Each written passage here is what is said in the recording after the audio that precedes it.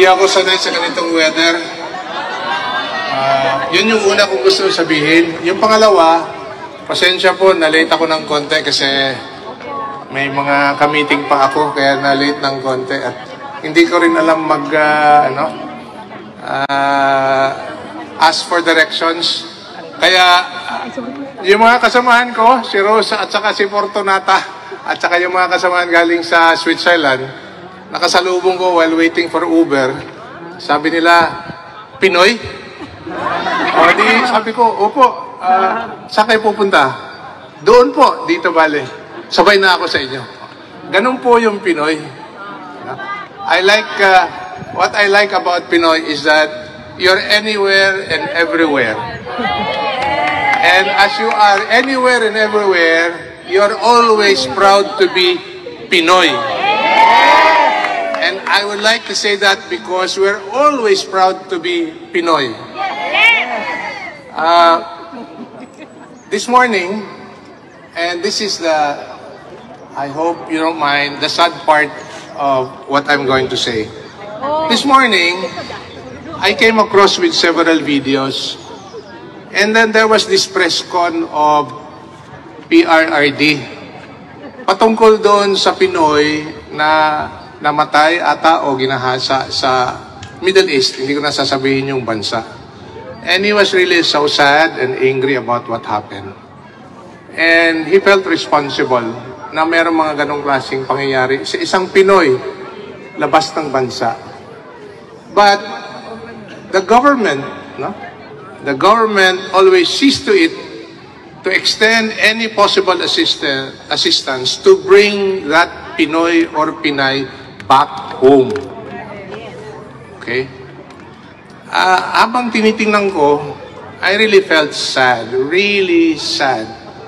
Kasi merong isang Pinoy, matanda na, no? At dinampot at nilipat sa ibang bansa. And that's the irony of it all.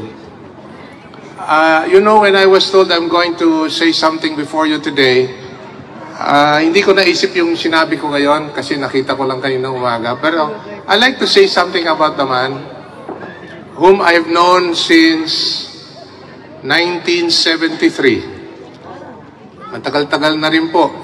High school pa ako. At kabyat lang, disclaimer, wala akong ikukwento patungkol sa kanyang kaso because we're not supposed to say anything about it. So I will make kwento about PRRD. Rudy or Digong or Mayor or PRRD. Sa totoo lang, ayaw niyang he doesn't want to be called president. Kahit na naging presidente siya. At sinasabi niya, binubulungan niya sa kabila, huwag niyo na akong tawaging presidente. But there has to be a title that he has to be called. So sabi niya, mayor na lang. Kaya every time he is introduced, may mga protocol dyan. No?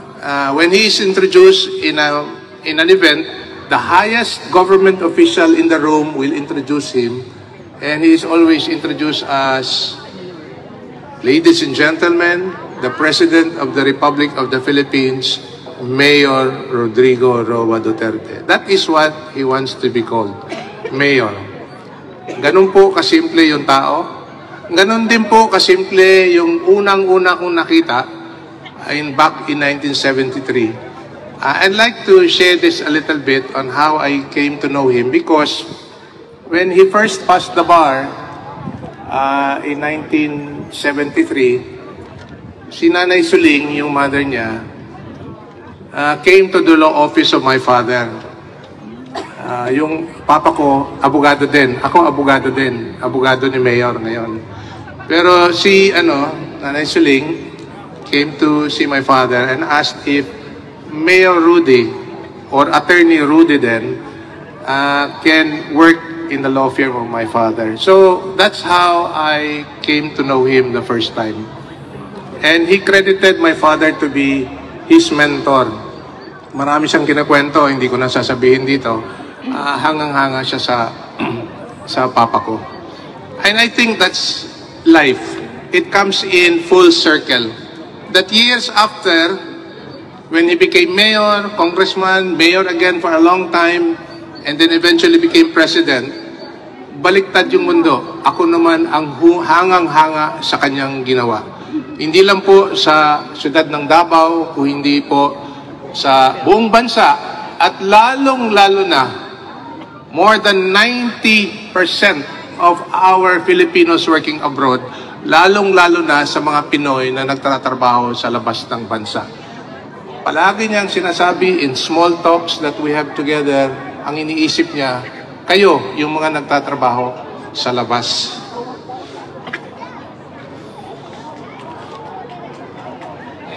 Yes. Duterte! Duterte! Duterte! Duterte! Duterte! Bring him home! Bring him home! Bring him home! Sensya na po. We love you, attorney. We support you all the way.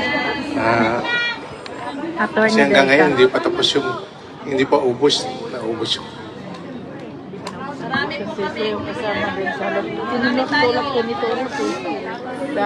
I can only say that he does not deserve the treatment that he's getting now from this government. There has been a lot of characterization of the man. Marami silang masasabi sa tao. At lalong-lalo na sa mga kritiko, ang makikita lang nila yung isang bagay na hindi, yung isang bagay, patungkol dito ngayon, ano? Hindi ko na i-elaborate. Pero yung isang bagay na hindi pa nila makikita yung kumpletong kwento. Pero yung karamihan dyan, 90 to 90% of what this man is all about and what he did for the country, yan po ang hindi nakikita ng pagkaliit-liit na segment ng bansa. Kayo po, karamihan dito sa ngayon, at lalong-lalo na sa Pilipinas, mas nakikita nila yung kabuuan ng pagkatao ni Mayor Rudy.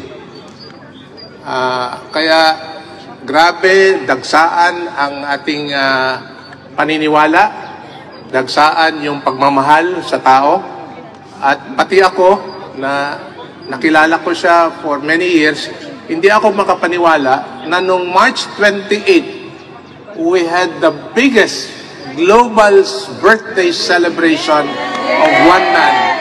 Thanks to you here and everyone else here. Akala ko nga mga 60 locations all across the world. Nabunyag na rin ng gobyerno, 240 locations across the world pala. Pero ang problema, ang binigay nila na numero, 60,000 lang. Yun lang ang sinabi. Pero sa Davao pa lang, which is the epicenter of the global birthday celebration of Tatay Digong, mahigit 300,000 na ang dumalo. At hindi rin sila nagpapahuli, kagaya nung nakita ko sa video nung nakaraan na nag-birthday si Tatay Digong, nagle-lechon kay rito, ay doon din nagle-lechon na libre sa Davao. Pero hindi ka lang talaga kukulangin yung ilang lechon na nagpalibre dahil sa dami ng tao. So, sa ngayon, nagpapasalamat ako on behalf of the family and on behalf of our family, especially, sa tuloy at patuloy na inyong suporta at pagmamahal po sa bayan for that matter and for Tatay Digong. Let us to continue to pray for him, for his continued good health, his wisdom, his perseverance, na he would be able to overcome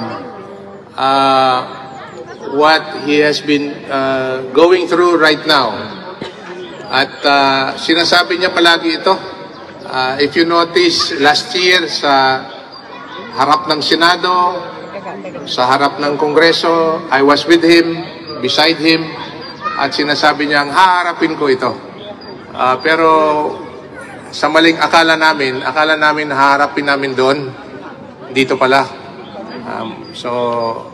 But nevertheless, he have always believed that he will face these trials that he has, no? Yun siguro ang gusto kong maiwatig sa inyo for now. At again, thank you very much sa pagdalo nyo rito. Talagang kararating ko lang kahapon, as I've said, and nabubusog na yung puso ko. Nakikita ko kayo rito na talagang todo suporta. Alam mo kung nandito siya ngayon? Kung nandito siya ngayon, magtatanong siya na, ba't nandito kayo? Kasi nagtatrabaho kayo eh. Diba? Ayaw niya na things like this at mababawasan yung sweldo nyo. And it's something like really that makes me say na you really love him because you really have gone beyond your means, beyond your time to be here and to show solidarity with the one man who made a difference in the lives of so many in our country and or to Filipinos all across the world. So thank you very much, and God bless us all. God bless you, sir.